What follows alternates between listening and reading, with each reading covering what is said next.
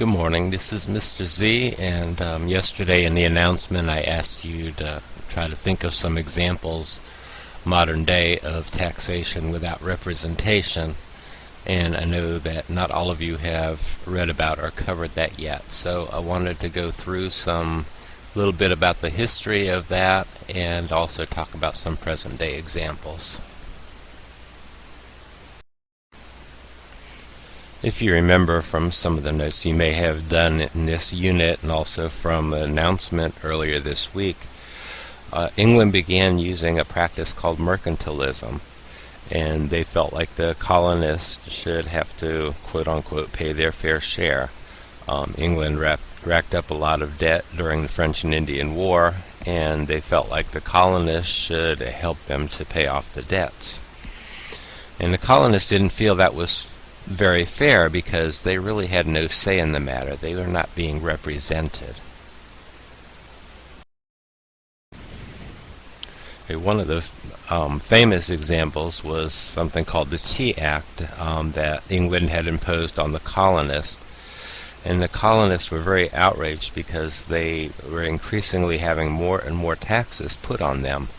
And they really felt that England should not have the authority to tax them. And this protest led to what was called the Boston Tea Party, when the colonists literally went on a ship and took the chests of tea off of the ships and dumped it into the Boston harbor.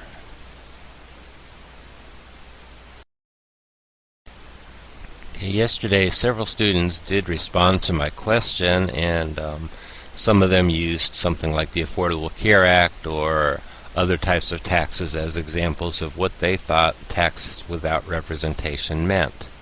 Now, those things that they talked about definitely are taxes, but they would not fall under taxation without representation because we are represented in Congress by our congressmen, our senators, and our people in the House of Representatives.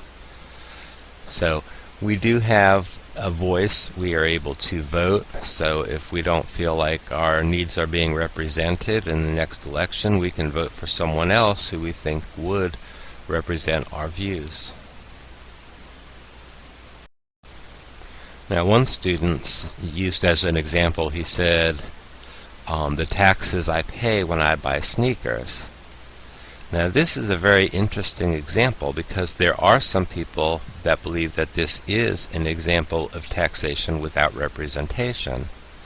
If you're under 18 and you're not old enough to vote, are you truly being represented? Now, some people will say that you are represented through your parents and your grandparents or guardians. So there are people that look out for your interests. But since you don't have a say, are you really being represented? It's a good question, so I'd be interested in hearing what you think.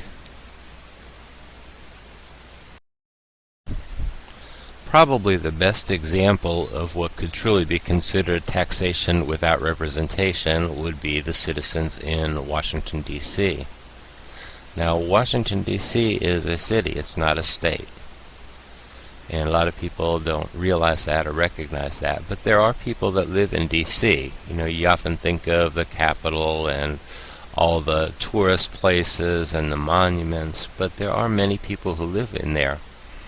And they do have to pay taxes just like everyone else, but they don't have senators. And they have people in the House of Representatives from D.C., but they don't have voting rights in Congress. So when bills come up, they can speak their mind, they can say what they think, they can express their views on what the needs of the citizens of D.C. are, but they can't vote on legislation. So that's a very good question. Are the citizens really being represented in D.C.? So would that be an example of taxation without representation? A lot of people think so. In January of this year, President Obama ordered that taxation without representation license plates be put on all presidential limousines. You see an example here. These plates have been around for several years, and people had been asking the president to consider putting them on government vehicles, and he finally made that decision this year.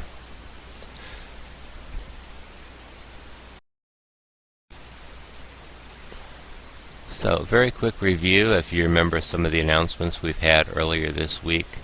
The colonists were used to what was called salutary neglect. Okay, England basically left them here. The king wasn't right here telling them what to do, so the colonists could basically govern themselves. They operated under what was called consent of the governed. Consent of the governed. Right? So they agreed, and they all had a voice in how they were being represented. Now, the colonists protested when they felt that their interests were not being represented. And you saw that earlier with the Boston Tea Party and their protests against the various taxes. They felt like they were being forced to do things and they had no voice, no representative to speak for them. And once again, Washington, D.C. is probably the best modern-day example of what you could consider taxation without representation. Again, some people will disagree with that, just like when we talked about the children. People will agree or disagree, and that's okay. But this is a very interesting concept, and I hope this helped you to understand it a little bit better.